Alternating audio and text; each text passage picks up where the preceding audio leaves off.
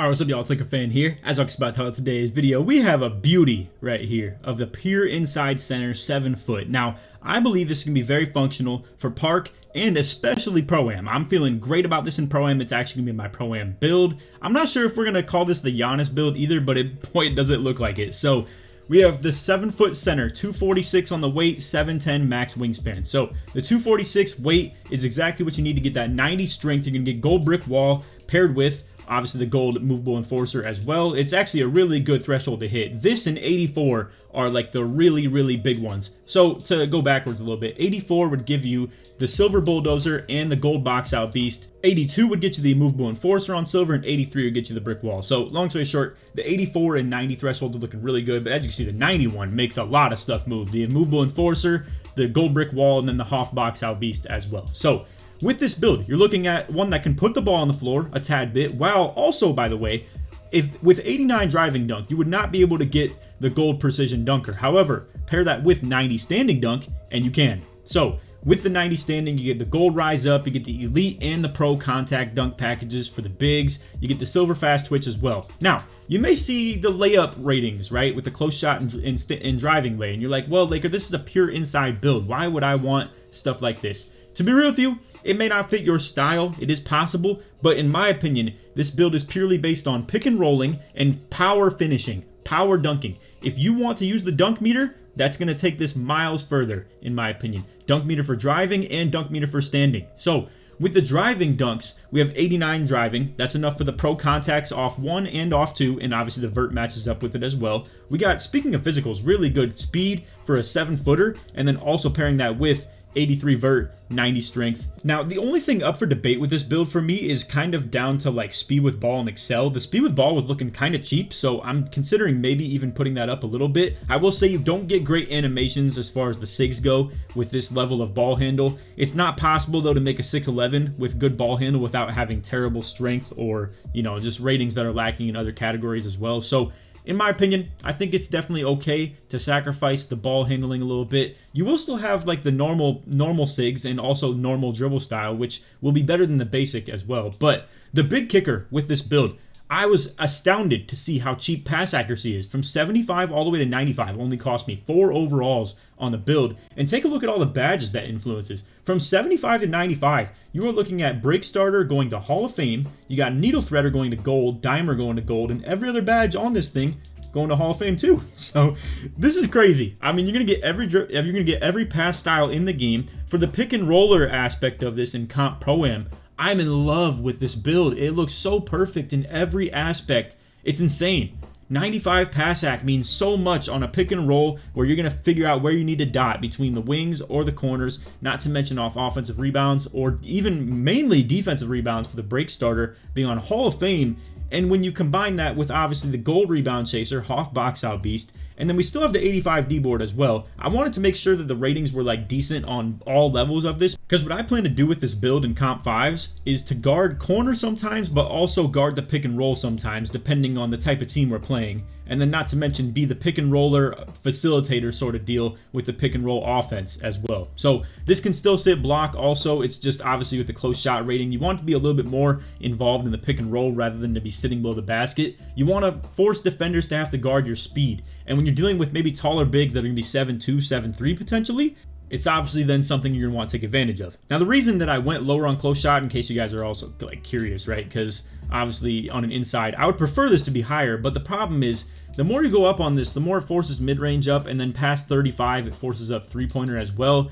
I don't prefer that. It's not something I would like to go into, not to mention, as you can see, it forces up the post control too. And all those things add up in terms of making it harder to afford what we're now lacking with that not being able to get 95 pass ac even still after changing all that. So what I liked about the interior defense being pretty high is it upped our workhorse and post lockdown right here at 82. If you want to stop at 82, you absolutely can, and you know, like let's say invest more into your defensive rebound, or if you wanted to try and get the steal to 70, you could attempt that as well, because obviously that is a little bit cheaper in that term. You get like 7 steal for 3 interior defense. I wanted to max out the prim D though, just for the sake of getting shot contest, whether it, influenced badges or not, which as you can see in this case it does not. We've already talked about it a couple times, but I felt so crucial about getting this 90 strength. I mean, it was so good in terms of balancing between speed and strength. I only lost two speed for going up 1 level of brick wall between that 84 strength and then the 90 strength in terms of, like the weight that I would need to be able to get the certain speeds. Not to mention,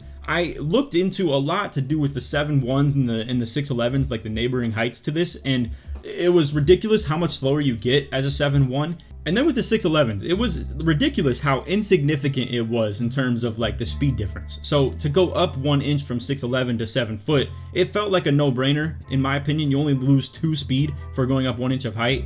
And obviously that has to do a lot with like mashing and your ability to finish over people.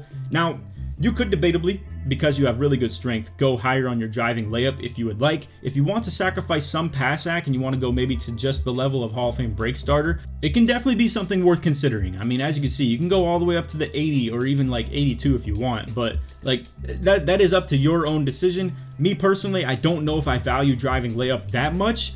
It just depends though how much you really want to be more of a park versus pro-am player. In my opinion, for pro-am, driving lay, not really necessary. For park, if you want to put the ball on the floor a lot more, the Silver Fearless with the 80 driving layup could be pretty nice, not to mention you get the Hoff Pro Touch too. And I'm still debating even doing this myself because obviously going Hoff Pro Touch means that it will help you overcome a little bit of your close shot deficiency. Now, what's mainly going to try and overcome the close shot deficiency is going to be a lot of the standing dunk, like to have the gold rise up and attempt the meter dunks even still, obviously with the gold precision dunker. That is definitely my main point of interest as far as overcoming the close shot. But for not putting anything into the close shot above 65, that is what's allowing us to have such a versatile, well-rounded build besides the shooting. But again, who wants 40 mid-range and like 35 three-pointer instead of 25? It really sucks to like invest on accident when it comes to that stuff. But yeah, I mean, honestly, if you would like, the 95 pass act was more of a benchmark to hit, but I mean, what you unlock with getting it is really just, as you can see, relay passer, touch passer. Now, me personally, I love the idea of having Hoff touch passer for Pro-Am. That's why I'm leaning toward the 95 pass act over the 80 driving layup. Is I just can't even imagine 95 pass accuracy with Hall of Fame touch passer, spamming an icon backwards to the wing or straight over to the corner, spamming my A button. I mean, oh my God, that sounds unbelievable. Pairing that with maybe like the fact that it's hard to have good pass act on a point guard in this year's game because they need to, channel so many different things into their build that they're lacking the pass act and it's sitting around 75 and 80 and stuff like that. To have a roller, like a true designated pick and roll man, you're looking at an oversized, overly athletic Draymond Green at this point. I mean, it's a significant like pass accuracy boost that you're going to be getting off stuff like that. Not to mention, again, we have the good interior defense, we have the good D board, we have the really good O board. I wanted to like debatably try and make this build with the 99 offensive rebound to capitalize off the fact that we're going heavy on the weight since we're already doing that for the strength. But to be real with you guys, those 99 ratings are extremely expensive in this game. The only one that seems like it's not OD expensive is actually pass act past the 90. I mean, as you can see, we only lose 1 overall point for going down from 95 to 99. So that is a pretty good investment as far as like a high rating in this game. And I mean, man, if you guys are playing as a rec center in the center, whatever you want to call it, a rec center playing center, then this is going to be a really good build for you too, obviously. Now, to be fair, a lot of people don't like playing with insides when it comes to rec, so just be mindful of that. But I will say this game is going to function a lot different than old games have. Now, I will say, for the rec randoms, if you're playing with like, the solo queue or even like in the regular rec and you're trying to find boys to play with, sometimes they're going to be on a very balanced build that has really bad ratings in a lot of different aspects. Like they're going to have silver badges everywhere. They're going to have like mid 80s and all types of stats just to be balanced, right? So some people aren't going to invest in that pure outside type point guard that I'm planning on running with when it comes to making a build like this. So I will also make a popper center and like a stretch big essentially for a lot of you guys that want to see that. But in this video is mainly my style and the fact that I believe this is going to be a nasty build for park or for pro-am. And man, I mean, I can't even imagine it being any better than this, bro. Also, if you guys didn't know, I'm pairing up with the NBA 2K Lab this year. So you can use code Laker for 20% off at checkout at their website. That's NBA2KLab.com. On this website is all types of really good statistical jump shot information. You can also test the jumpers on their website too. Plug the controller straight into your phone or to your PC. You can get early, green, late. It'll tell you where you need to adjust on that jump shot. Or if you don't know what jumper you want to run, you just go to their jump shot recommender. You punch in your height, the jump shot rating that you're working with, and then based on the milliseconds of timing that you get, it'll recommend you a jump shot. So again, if you want to use code Laker for 20% off at checkout, that's NBA2KLab.com. Appreciate you guys, and we'll get back to the video. So I will make this build eventually. What I'm going to do though is make my park build first, and then once I get rebirth, I'll make this build right here. So as you can see, Diamond Paint Beast. We're going to go ahead and show some animations that you can get with this, but they're pretty self-explanatory. All right, so as for the animations, there's not a whole lot to play with the dribbling. I'm going to just be real with you guys. Like, between dribble styles, you know, this is literally all we can get is just normal, basic. Now,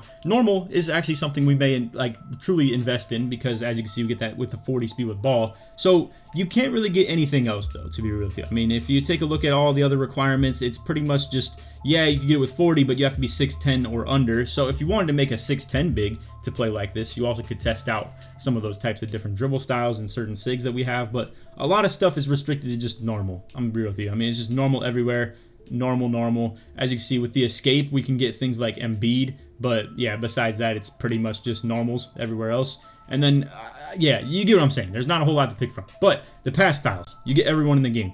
No joke. Like, you can even get the Jason Williams, for instance, that, you know, you picture a small guard in your head when you're talking about something like this. But hey, I mean, here it is. Now, if you don't have a lot of interest in that touch passer Hall of Fame, like I said, and I might even edit it a little bit myself too. Maybe I will drop down to that 92 pass act for the Hoff break starter, and we roll with something more along the lines of that, because you can still get these pass packages even all the way up to just 90, or Halliburton was being noted as one of the better ones potentially by Wolf, the 2K developer now. And this is at 89. So we'll see as far as that stuff goes. So I just wanted to give you guys a little template to play with. Whatever you feel most comfortable doing, feel free to. As far as the dunks, as you're going to see, we're looking at all of these contacts for the pros. So we got the pro off 1 and then the pro off 2.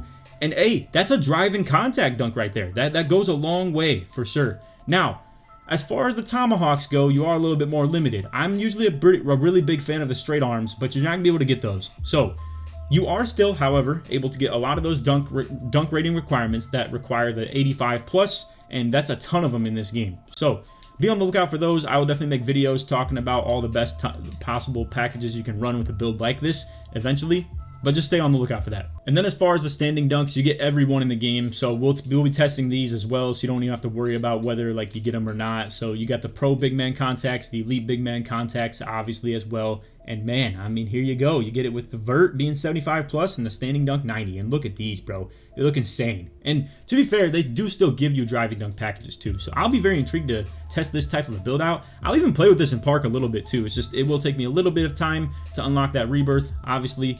Also, Dwight Howard package, as you can see, it's still a stupid low requirement for some reason. It looks like they didn't modify these player dunks very much, besides like ones that were most noted, like Westbrook being 93 now for some reason. But yeah, like, I don't know why they wouldn't have raised the requirements for this dunk package for Dwight, but here we are. Obviously, all you need is 75 standing, 65 driving, and 50 vertical, and to be at least 6'10". And boy, does this thing fly. I mean, it's still a great dunk package for sure. So anyway, that is all for the video. I hope you all enjoyed it. One last thing, you know, the contact dunk packages for the alleys, but obviously that's the thing. So I hope you all enjoyed. If you did, feel free to drop a like, stuff you new, turn on noties, all good stuff. And like always, just try to win to 2,000 likes. If you made it to the end of the video, put Dwight, put big, or put 7 foot in the comments. Short supports me all the way through.